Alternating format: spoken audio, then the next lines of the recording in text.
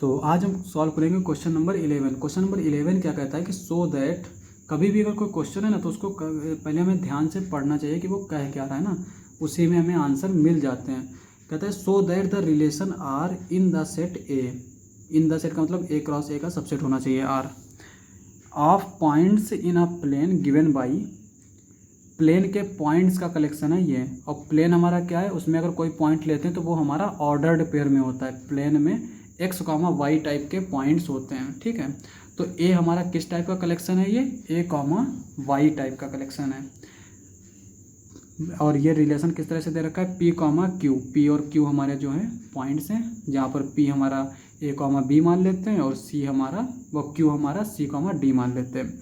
Distance of the point P from the origin is same as the distance of the point from point Q from the origin is equivalence relation. ये हमें show करना है कि ये एक equivalence relation है। Further so that the set of all points related to a point P which is not equal to 0,0 is the circle passing through P with origin as centre.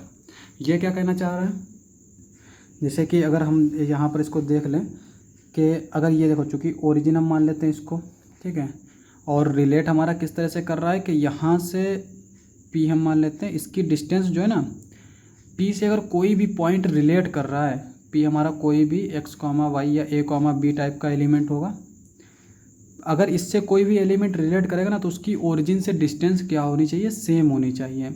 तो अगर हम मान लेते हैं ये क्यू है तो ये इसकी डिस्टेंस क्या होगी, सेम होगी, यानी कि O P equal to O Q, ठीक है। ओ क्यू और ओ पी क्या होंगे, सेम होंगे। अब इसमें हमसे पूछ ये रहा है कि अगर मैं सारे एलिमेंट्स का कलेक्शन ले लूँ ना तो वो हमारा सर्किल हो जाएगा जो कि पी से पास हो रहा है और ओरिजिन उसका सेंटर हो जाएगा। और हम इस इक्वेशन को भी सॉल्व करेंगे, पहले हम समझ लेते हैं ये कह क्या रहा है। तो अब यहाँ पे देखो, ये क्यू हमने एक आर्बिट्री ऐसे ले लिया। अब यहाँ पे ये सारे एलिमेंट्स ले लेते हैं इस तरह से, जिनकी पी से डिस्टेंस क्या हो, ओ पी के इक्वल हो जिनकी डिस्टेंस, वो सारे पॉइंट्स लेंगे। उन पॉइंट्स का कलेक्शन अगर हम देखेंगे तो वो एक सर्किल ही बनेगा। देखो, चूँकि हम जानते हैं सर्किल में क्या होता है कि अगर हम कोई भी सेंटर से कोई भी लाइन खींचे ना तो वो रेडियस होती है, वो हमेशा सेम रहती है ना। तो अगर हम सारे पॉइंट्स लें, ये सारे पॉइंट्स इस तरह से, जितने भी पॉइंट्स पॉसिबल हो सकते हैं, तो ये एक तरीके की लाइन हो जाएगा ना। तो इस तरह से अगर हम देखें तो ये हमारा एक सर्किल ही बन जाएगा, ठीक है। इस तरह से तो हम इसको देख सकते हैं कि ये कहना क्या चाह रहा है। अब हम इसको सॉल्व कर लेते हैं। तो पहले क्वेश्चन को एक बार देख लेते हैं। इसमें रिलेशन हमारा किस तरह से दे रखा है, distance of the point P from the origin is same as distance of the point from the point Q from the origin. तो आर को हम इस तरह से लिख सकते हैं, R is equals to P comma Q such that O P is equals to O Q where P comma Q belongs to ए।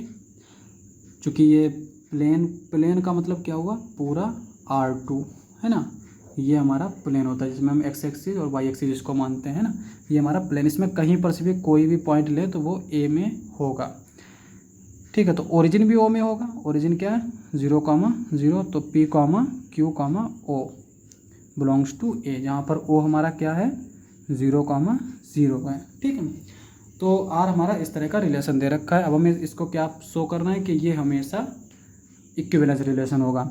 तो इक्विवेलेंस के लिए क्या, पहले तो for all P belongs to A, यानी हम इसमें प्लेन में कहीं पर भी कोई भी पॉइंट आर्बिट्रेरी ऐसे रख के इसको हम पी मान लें, कोई भी पॉइंट मान लेते हैं।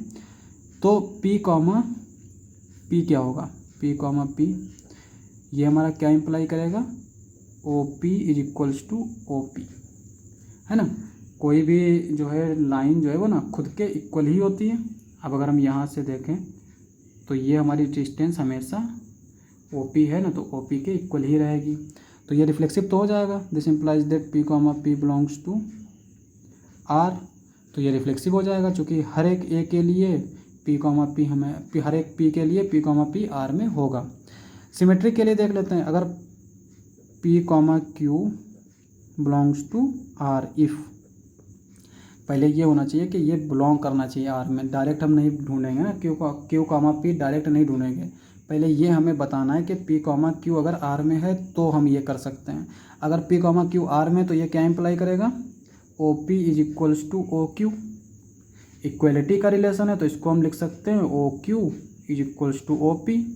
और यहाँ से देखें तो ये क्या लिख सकते हैं हम, Q comma P belongs to R. तो ये हमारा सिमेट्रिक भी हो जाएगा। और रिफ्लेक्सिव के लिए तो देख लिया, ट्रांजिटिव के लिए क्या है कि पी कॉमा क्यू और क्यू कॉमा आर इफ़ ये बिलोंग करते हो हमारे आर में। ठीक है, चूँकि आर यहाँ पे भी हमने रिलेशन ले रखा है, आर यहाँ पे भी ले रखा है, तो हम कन्फ्यूज़न ना हो तो इसको क्या करते हैं, हम इसको आर डैश कर लेते हैं, है ना।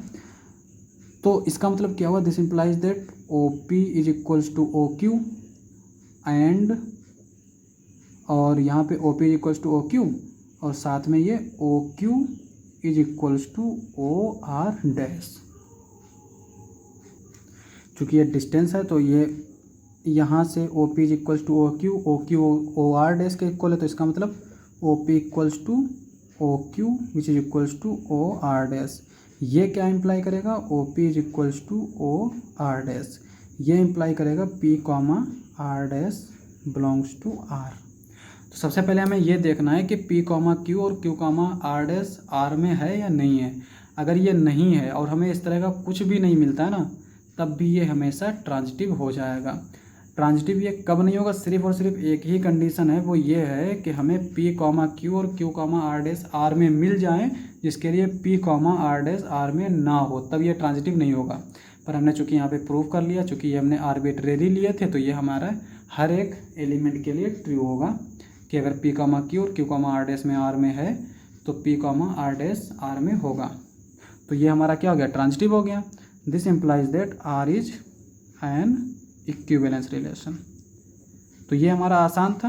अब थोड़ा सा जो है पार्ट हमारा एक मुश्किल पार्ट है अगला। उसमें क्या कहता है कि so that the set of all points related to a point P is the circle passing through P. ठीक है, अब देखो हम मान लेते हैं कि कोई क्यू है ऐसा, नेक्स्ट पेज पे देख लेते हैं।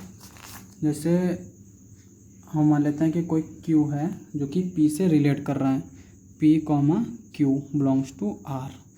क्यू हमारा कोई भी आर्बिट्रेरी ले लेते हैं, Q is equals to x comma y. ये हमारा कोई भी आर्बिट्रेरी पॉइंट है, ये वेरिएबल्स हैं, ये हमारे हमेशा वेरी करेंगे, पर हमारे पी से रिलेट कर रहे हैं। तो इसका मतलब क्या हुआ कि ओ पी जो है वो ओ क्यू के हमेशा इक्वल होगा। अब हम मान लेते हैं कि चूँकि हमें सर्किल इसको दिखाना है, तो हम ओ पी को अपने तरफ से मान लेते हैं कि ये हमारी डिस्टेंस आर होगी, चूँकि हम रेडियस मान लेते हैं इसको। और ओ पी अगर आर है तो ओ क्यू भी आर हो जाएगा। और ओ हमारा क्या है, ओरिजिन है। और हम जानते हैं कि कोई भी अगर दो पॉइंट है ना, उनके बीच की डिस्टेंस क्या होती है, अंडर रूट ए माइनस बी का होल स्क्वायर प्लस सी माइनस डी का होल स्क्वायर। अगर हम देखें तो ये हमारी डिस्टेंस का फार्मूला है।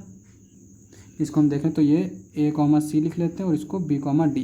तो अगर ये ए कॉमा बी और सी कॉमा डी, इन दो पॉइंट के बीच में अगर हम डिस्टेंस वाला फार्मूला देखें तो वो हमारा किसके इक्वल हो जाता है, इसके इक्वल होता है। तो इसी फार्मूले का हम यहाँ पे इस्तेमाल करते हैं। वो हमारा क्या है, ज़ीरो है, zero comma zero, zero comma zero. Q हमने क्या माना, एक्स कॉमा वाई। तो ये हमारा क्या हो जाएगा, under root X minus zero का whole square plus Y minus zero का whole square which is equals to R. ये क्या इम्प्लाई करेगा, स्क्वायर रूट है, दोनों तरफ स्क्वायर कर लेते हैं, तो ये हो जाएगा x square plus y square which is equals to are square. और हम जानते हैं कि ये हमारा किस चीज़ का फार्मूला है, ये हमारा एक सर्कल का फार्मूला है ओरिजिन पे, है ना। और चूँकि हमें यही प्रूफ करना था, तो यहाँ पे आप देख सकते हैं कि यहाँ पे क्यू हमने चूँकि आर्बिट्रेरी लिया था, तो ये हमारा हर एक पॉइंट के लिए ट्रू हो जाएगा।